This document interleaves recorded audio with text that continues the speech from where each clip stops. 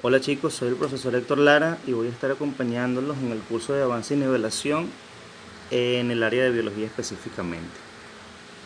Para ello hemos preparado 6 sesiones de clases, en este caso a través de video y guías, y la primera de ellas sería la que contienen los temas de células y seres vivos, el cual es el que desarrollaremos a continuación. Iniciaremos con la definición de célula. La célula podemos decir que es, en su definición más básica, la unidad anatómica, fisiológica y reproductiva de todo ser vivo. Es decir, que viene siendo el elemento de menor tamaño que puede considerarse vivo. De esta manera podrían clasificarse los seres vivos o los organismos en básicamente dos grupos. Los organismos unicelulares, los cuales están constituidos por una sola célula, y los pluricelulares o multicelulares, los cuales están constituidos por muchas.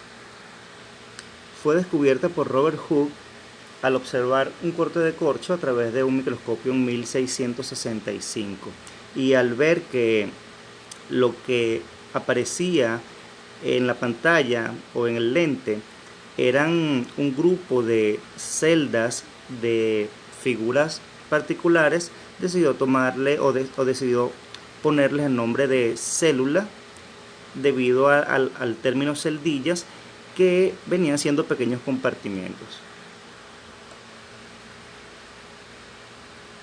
Entre sus principales funciones y características podemos destacar la alimentación, ya que debe recibir ciertos recursos, materia y energía para poder poner en funcionamiento sus procesos vitales. También podemos hablar de crecimiento, porque tiene la propiedad de producir material interno para poder desarrollarse.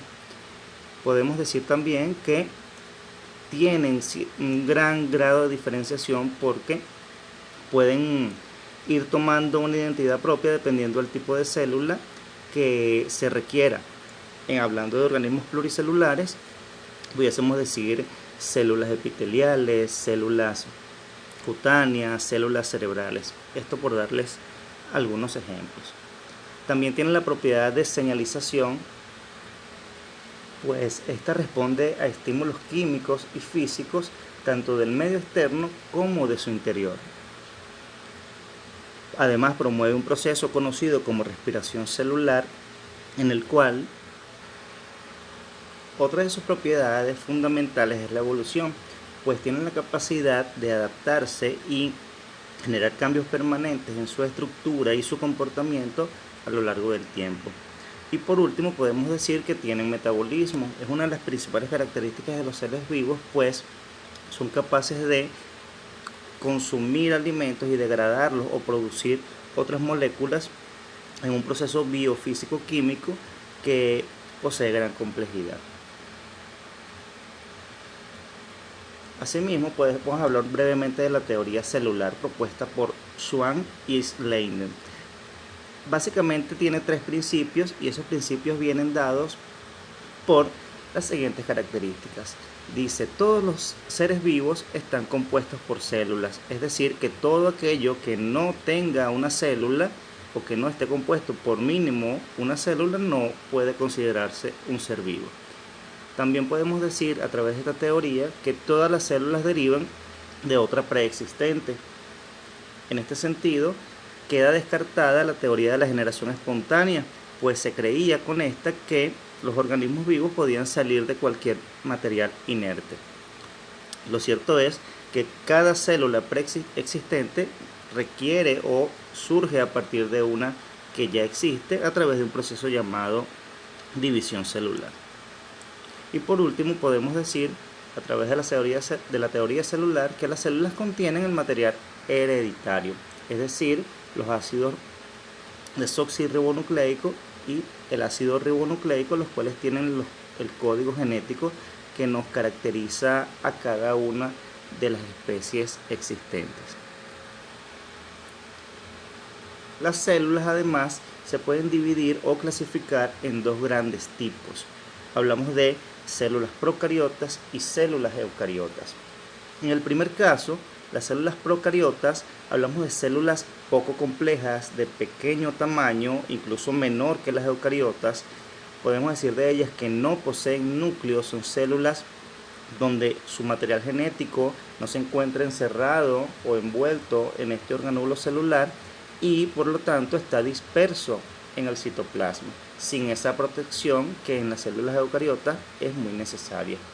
Podemos decir también que tienen ribosomas. Los ribosomas son pequeñas estructuras conocidas también como organelos que están constituidas por ARN ribosomal y un conjunto de proteínas, los cuales tienen la propiedad de producir proteínas propiamente en un proceso llamado traducción. Y por último podemos decir que las células procariotas no poseen ningún tipo de sistema membranoso interno, es decir, que no tienen ningún tipo de organelo celular. Por su parte, las células eucariotas se diferencian de las anteriores porque tienen o poseen una alta complejidad estructural y funcional, son células más evolucionadas y por supuesto tienen la posibilidad de tener un material genético, ADN, organizado en el interior del núcleo, es decir, protegida por esta estructura que ha asegurado a todos los individuos que poseen este tipo de células ir escalando precisamente en la escala evolutiva. En este caso podemos decir también que el núcleo está constituido a su vez por una envoltura nuclear constituido por un par de membranas. Del mismo modo podemos decir que las células eucariotas sí están constituidas en su interior por un conjunto de organelos diferenciados. También son conocidos como sistemas membranosos, donde podemos encontrar a las diferentes estructuras internas de la célula donde se realizan todas aquellas reacciones biofísico-químicas que le atribuyen la propiedad de la vida.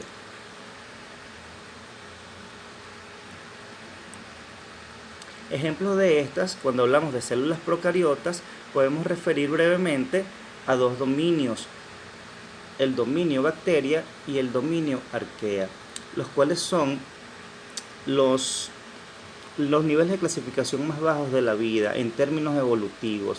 Sin embargo, son organismos muy importantes porque tienen funciones destacadas en lo que es el conjunto de relaciones de la vida en la Tierra, como por ejemplo la descomposición. Por su parte, las células eucariotas constituyen propiamente a individuos de los reinos protistas, de los hongos o fungi, del plantae o del animalia. Si podemos hacer un pequeño ejercicio o una pequeña comparación con estos datos que tenemos acá, podemos básicamente decir que lo que tenemos en pantalla representan a los reinos donde está clasificada la vida. Es decir, que fuera de allí no existe ningún individuo que pueda clasificarse. Cabe destacar que en las células eucariotas, el grupo de los protistas son individuos unicelulares coloniales, los cuales pueden poseer varios núcleos, son de vida libre, pueden ser parasitarios y poseen una reproducción sexual y al mismo tiempo puede ser, en algunos ejemplares, asexual. En el caso de los hongos, partimos del principio de que son confundidos normalmente con plantas cuando estructuralmente no lo son, pues poseen características distintas a nivel de los componentes celulares. Por su parte, las plantas representan el reino Plantae, un reino muy amplio, el cual es bastante conocido por todos nosotros, y por último el reino animal, con una amplia diversidad de animales propiamente, los cuales se dividen entre dos grupos o entre dos grandes grupos conocidos como los vertebrados y los invertebrados. Podemos preguntar